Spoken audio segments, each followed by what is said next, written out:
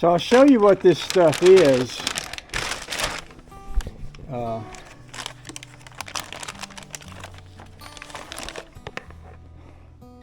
TireJect.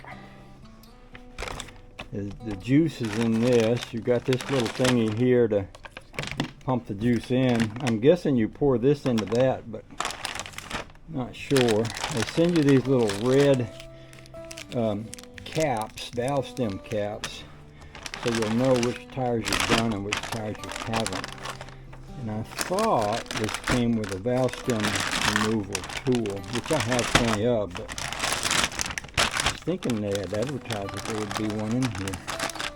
I didn't readily see it. So there's 4 packages of this, which I was thinking, you know, I've got plenty of lawnmowers out here that tend to develop little leakages and stuff. Here we go. So that's going to be the valve stem remover, I'm guessing, right there. So let's go take this and this and this and this out there, and we'll give it a try. Put it in.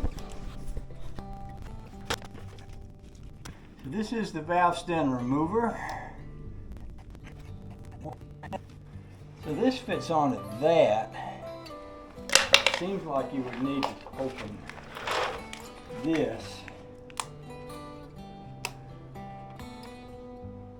Pour this into that. So pull this out.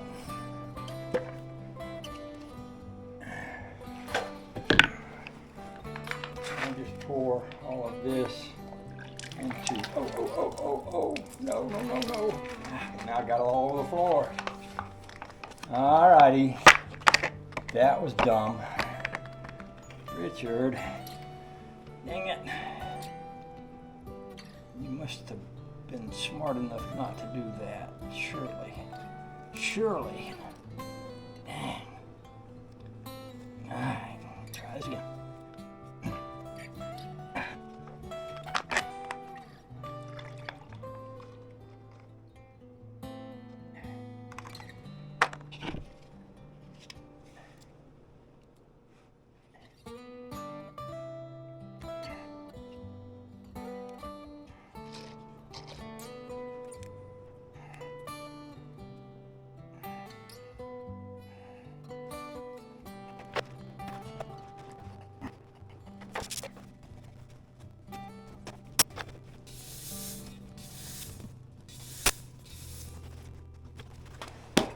Yeah, it ain't working so far, but I wonder if I ought to put more in it. Now that I know how to do it, maybe I can do it without wrecking it. Again. I'm gonna go ahead in the house and get another package of that and put in that, because it's where I spilled a bunch of it before. It'd be okay with me if I absolutely fill this tire up, and then it'd be enough for sure to get up to the rim, which it says it's supposed to seal. I'm gonna go wash my hands, get another pack of that. I'll come back and do some more.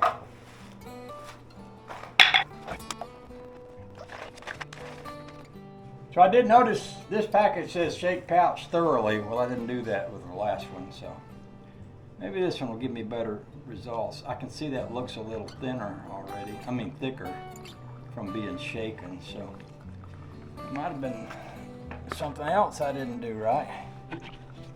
You get to be my age, you can just count up all the things. Oh, stop that. That slipped off. That was not supposed to happen. It's just one little error after the other that I keep sort of getting into that I don't intend to be getting into, but it happens. Dang it. Dang, I say. I can't believe I'm making such a mess out of this. Good googly woogly. Good googly woogly.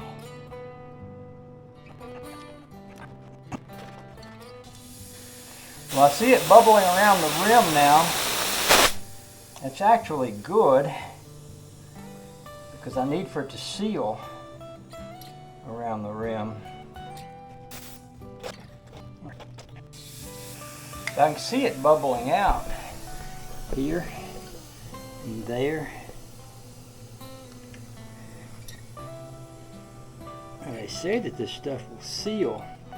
It specifically says it would seal dry rotted tires and would also seal around the rim.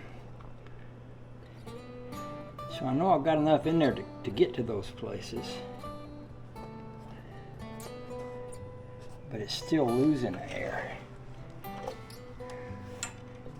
I'm not sure about this. I'll put another package of that stuff in there if I have to. It's no point in buying it and using it if it's not going to work. But if it's not going to work, I don't want it to be because I didn't put enough in there. I'll fill the tire up with that.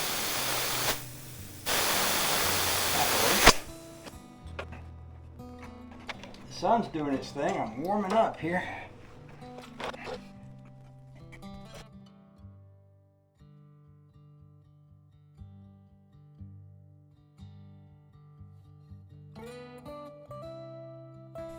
Squirting air in it.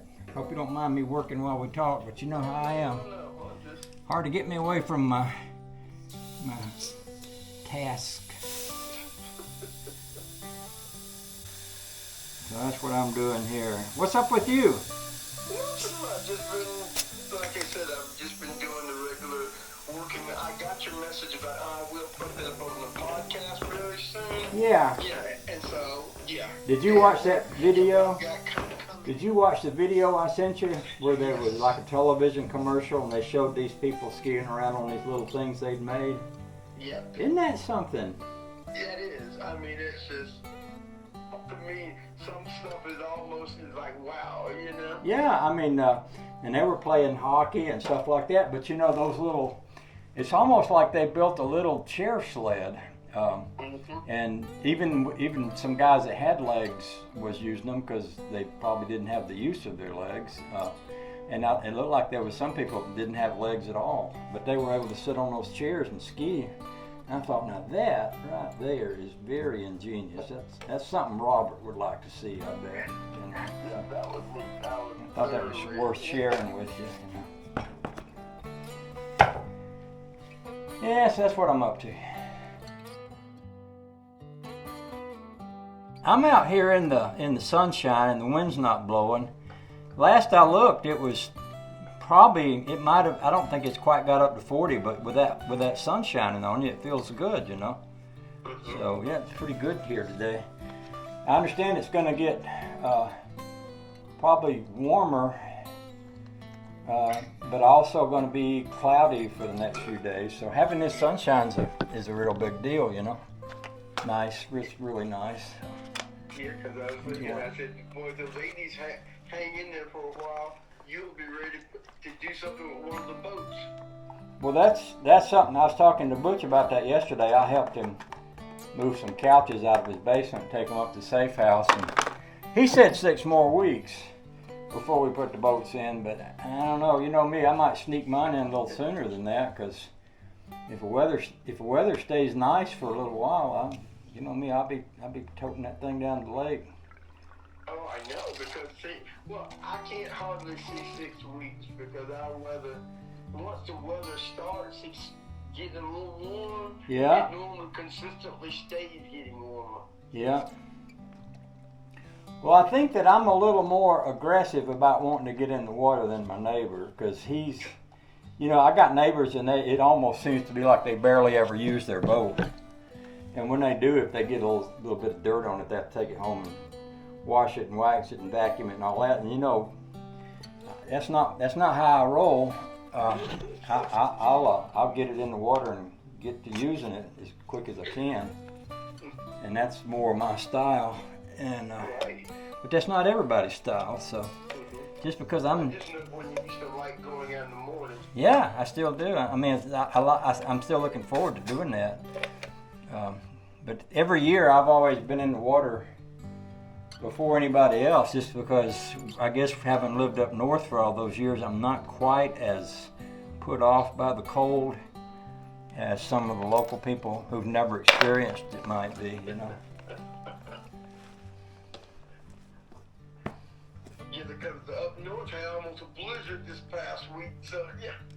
Big one, and they got a lot of people up in that area that don't have power. Something like 170,000 people or something like that up in the Boston, Cape Cod area where Honey Baby grew up. So yeah, they're having it up there, and of course we're not. So good for us. Yes, I know. Because everybody was talking about that little stretch when we did have a little bit of snow and cold. They were like, okay, that's over with now. We can go back to it. Yeah. How did Buddy like the cold? I mean the snow. I think he liked the sound. I got the feeling he liked the sound it made after it snowed and then it got crunchy. He would run and his footsteps would be like crack, crack, crack, crack, crack, crack, crack, crack. And I think he kept running and running and running. I think he was just doing it because he liked the noise, you know. But he ran around in it a good bit. He doesn't necessarily like cold because he's a short-haired dog. Daisy's doesn't seem to be very bothered by cold very much at all. Okay, I think it's safe to say it worked. But I put 3 packets in this tire. I don't know if you were supposed to put that much in there, but because of the way it's dry rotted all up the sides, and I can't turn the tire over without turning the machine over because, you know, I explained that this pin looks like a nail that someone hammered in there and then beat the end off of. And I don't want to try to figure that out, and those wheels are always hard to get off anyway, but if that does the trick, I don't mind putting all 3 packages in there. I noticed it seems to dry. If you notice right here, this is where I spilled some on the floor, and this has almost like a rubberized paint kind of feel to it. That may be what this is some rubberized paint with some stuff in it. A lot of times they put stuff in it to stop up the places. The other tire I didn't do anything to because it's still holding air. I thought about just putting some in there just for good measure, but I decided instead of doing that, I just saved the pack of that I got left, and if it ever goes flat again, I'll put it in there and see if that fixes it. That one would be easier to get off because the pin on it ain't messed up like this one is. Let's try. Got a good hard to it. Okay, so we're going to call that a success, and I'll move on to getting the motor cover off the front, and we'll take a look at that.